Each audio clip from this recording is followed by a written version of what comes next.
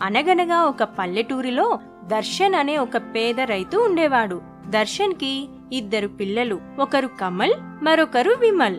దర్శన్ తనకున్న కొద్దిపాటి పొలంలో రోజంతా కష్టపడి వ్యవసాయం చేస్తూ ఉండేవాడు. ఎంత కష్టపడినా తన కుటుంబానికి రోజుకి ఒక్కసారి మాత్రమే అన్నం పెట్టగలిగేవాడు. అలా చాలా రోజులు గడిచాయి.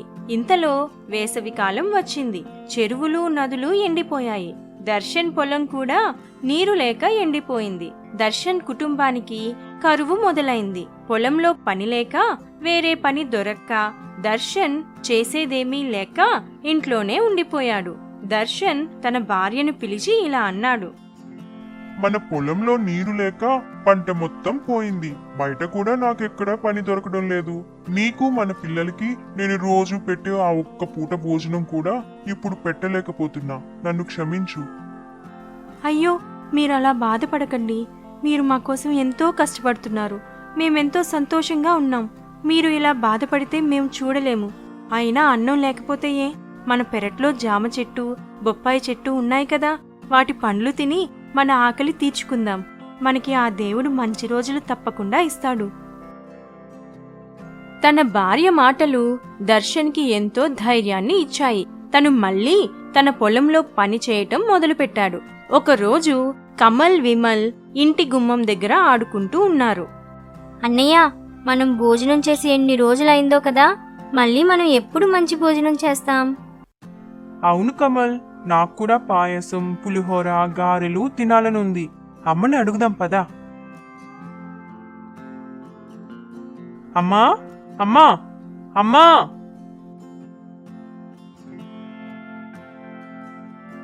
ఏమైంది నాన్నా? చెప్పండి. అమ్మా అమ్మా, మరి మాకేమో రోజు జామకాయలు తిని విసుగు వచ్చేసింది.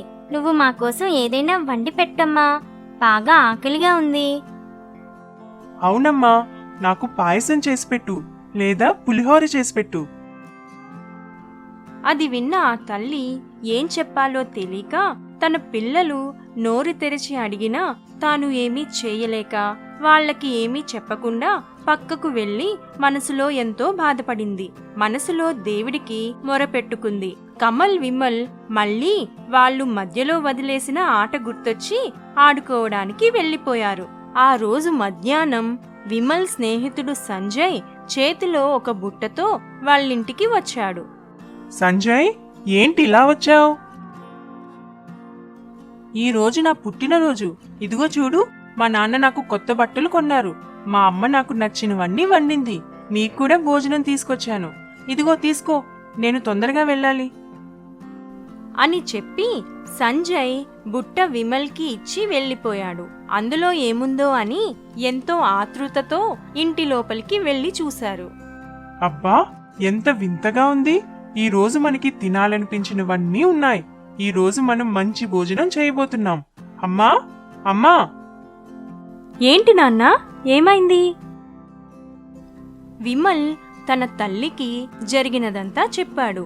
తన మనసులో దేవుడికి కృతజ్ఞతలు చెప్పింది. అందరూ భోజనం చేశాక కమల్ విమల్తో వాళ్ళమ్మ ఇలా చెప్పింది.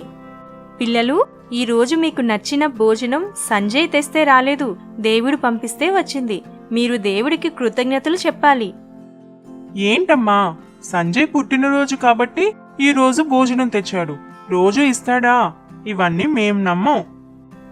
పిల్లలు మాట విన్న తల్లి వాళ్ళ అమాయకత్వానికి మనసులో నవ్వుకుంది. ఏదైతే ఏముంది, వాళ్ళకి దేవుని దయ వల్ల నచ్చిన భోజనం దొరికిందని భావించింది. కొన్ని రోజులు గడిచిన తరువాత కమల్, విమల్ రోజులాగానే ఆడుకుంటూ ఉన్నారు. విమల్కి మళ్ళీ చేపల కూర తినాలని అనిపించింది. వాళ్ళమ్మ దగ్గరకు వెళ్ళి, అమ్మా, అమ్మా, ఈ రోజు ఎందుకో నాకు చేపకూర తినాలని ఉంది. మాకు చేపకూర వండమ్మా.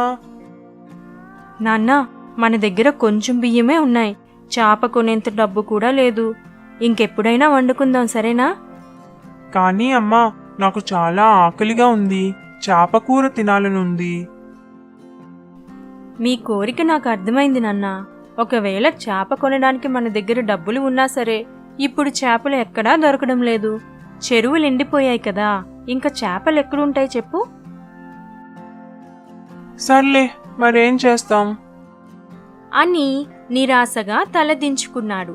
విమల్కి ఒక విషయం చెప్పాలని వాళ్ళమ్మకి అనిపించింది. కాని విమల్, ఒక అవకాశం ఉంది. ఏంటమ్మా అది? మీరు ఇద్దరూ దేవుడిని అడగండి. దేవుడికి ప్రార్థన చేస్తే ఆయనే మీ కోరిక తీరుస్తాడు. అమ్మా నిజంగానా? కానీ నదులు చెరువులు ఎండిపోయాయి కదా, చేపలే లేవు కదా. దేవునికి సాధ్యం కానిదేముంది? మీ కోరికలో న్యాయం ఉంటే ఖచ్చితంగా దేవుడు నెరవేరుస్తాడు. ఎవరికి ఎప్పుడు ఏది ఇవ్వాలో దేవుడికి తెలుసు.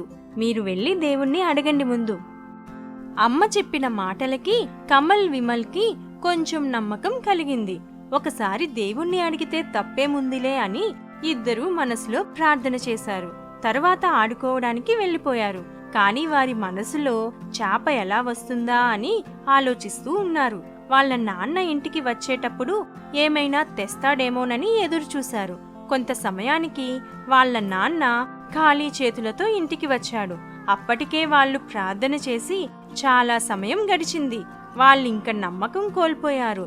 దేవుడు లేడు, ఏమీ లేదు, అంతా అబద్ధం, ఇంకెప్పుడు మనం ప్రార్థన చెయ్యొద్దు, దేవుడినేమీ అడగొద్దు అని కమల్, విమల్ ఒకరితో ఒకరు చెప్పుకుని బాధగా కూర్చున్నారు. కొంతసేపటికి వాళ్ళ గుమ్మం ముందు ఒక చేప పడింది.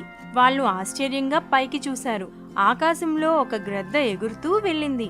ఆ గ్రద్ద ఆ చేపను తెచ్చి పడేసి ఉంటుందని గ్రహించారు. వాళ్ళు చాలా సంతోషించారు. ఇది దేవుడే వాళ్ళకి పంపించాడని ఎంతో ఆనందించారు. వెంటనే ఆ చేపను లోపలికి తీసుకెళ్లి వాళ్ళ అమ్మా నాన్నలకి జరిగినది చెప్పారు. వాళ్ళందరూ కలిసి దేవునికి కృతజ్ఞతలు చెప్పారు. చూసావా విమల్, నువ్వు నమ్మనన్నావు కదా, దేవుడు మన ప్రార్థనలు ఎప్పుడూ ఆలకిస్తాడు. ఆయన రాలేకపోయినా మనకి ఏదొక విధంగా సహాయాన్ని అందిస్తాడు. నిజమే కదా పిల్లలు? మీరు రోజు దేవునికి ప్రార్థన చేయండి. మీకు కావలసినవి, అవసరమైనవి అన్నింటినీ దేవుణ్ణి అడగండి. మనం అడిగిన వాటిలో న్యాయం ఉంటే ఖచ్చితంగా మనం వాటిని పొందుకుంటాం. మువ్వలపాలెం అనే పల్లెటూరిలో రామలింగయ్య అనే రైతు ఉన్నాడు. అతను కష్టజీవి. వ్యవసాయం చేసే తన 2 కొడుకులకి 3 కూతుర్లకి మంచి సంబంధాలు చూసి వివాహాలు జరిపించాడు. ఈ మధ్యనే తన చిన్న కూతురైన సరళకి పెళ్లి జరిపించాడు. ఏమయ్యా, మన అమ్మాయి సర్ల ఫోన్ మీద ఫోన్ చేస్తూనే ఉంది. పెళ్లి జరిగాక ఓసారి కూడా చూడటానికి రాలేదని ఒకటే గొడవ. నువ్వెళ్ళి కాస్త చూసి రావచ్చు కదా.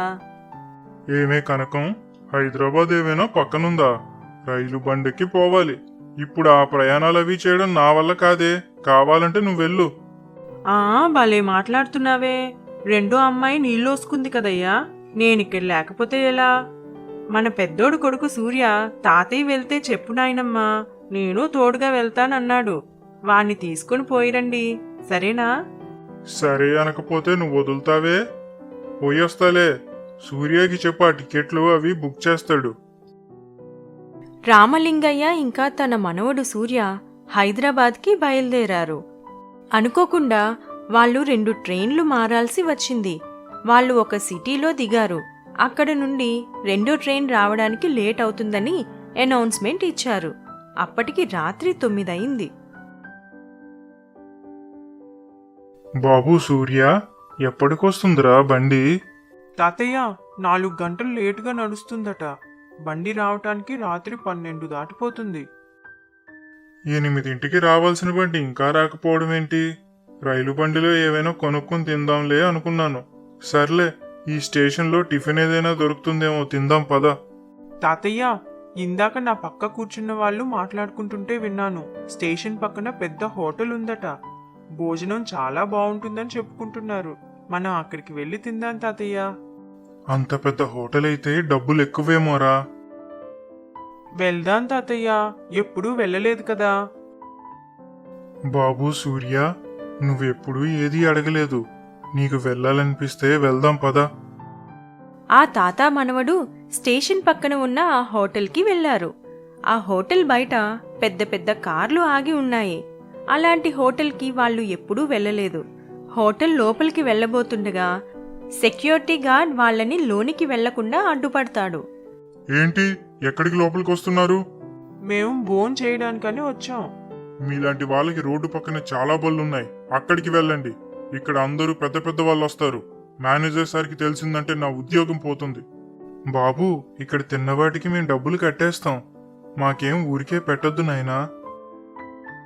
చెప్తే అర్థం కాదా? నీ వాలకం చూసుకున్నావా? లోపలికి నువ్వెళ్తే లోపల వాళ్ళందరూ బయటకు వస్తారు. అక్కడ వాళ్ళ వాదన అందరికీ వినిపిస్తుంది. ఇంతలో లోపల నుండి మేనేజర్ బయటికి వస్తాడు. ఏంటి సెక్యూరిటీ, ఏంటి గొడవ? ఎండి గారు వచ్చే టైం అయింది, ముందు ఇక్కడంతా క్లియర్ చేసేయ్. అయ్యా, నా మనవడి ఇక్కడ తినాలని ఆశపడ్డాడు, వాడి కోసమే వచ్చాను. మీరు పెద్దవాళ్ళు, అర్థం చేసుకోవడానికి ప్రయత్నించండి. మీలాంటి వాళ్ళు లోపలికి వచ్చి భోంచేస్తే మా హోటల్ పరువేమవుతుంది? ఈ పక్క వీధిలో మీలాంటి వాళ్ళ కోసం బోల్డ్ హోటళ్లున్నాయి, దయచేసి వెళ్ళండి. తాతయ్య, వెళ్దాం పదా. వాళ్ళు అలా వెళ్ళిపోతూ పార్కింగ్ వైపు నడుచుకుని వెళ్తున్నారు. తాతయ్య, నా వల్లే కదా నువ్వన్ని మాటలు పడాల్సి వచ్చింది. పర్లేదు బాబు, ఈ లోకం పోకడ నా చిన్నతనం నుండి చూస్తూనే ఉన్నాను. నువ్వు అడిగినందుకు నీకు భోజనం కూడా పెట్టించలేకపోయాననే బాధ మాత్రం నాకు చాలా ఎక్కువగా ఉంది.